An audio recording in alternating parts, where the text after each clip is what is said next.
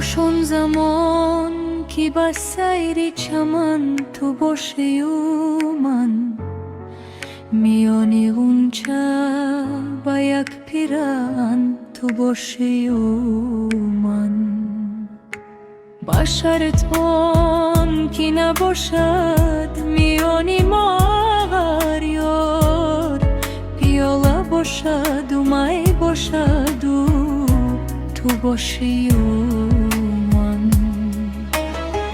آمدت کردم خط قامتت کردم آمدت کردم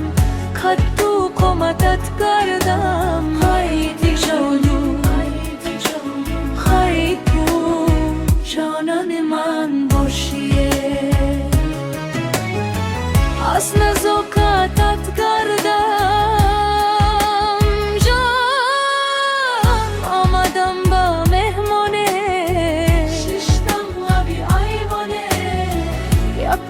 طلب کردم جانه گفتو که تو میدانی جان گفتو که تو میدانی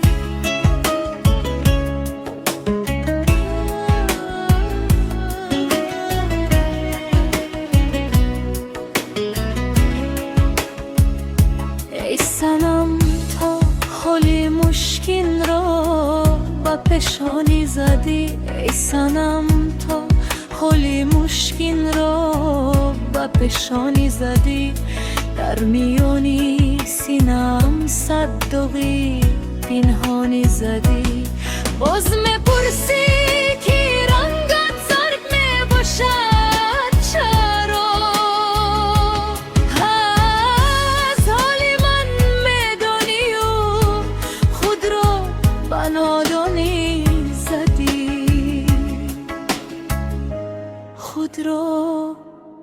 بنادانی زدی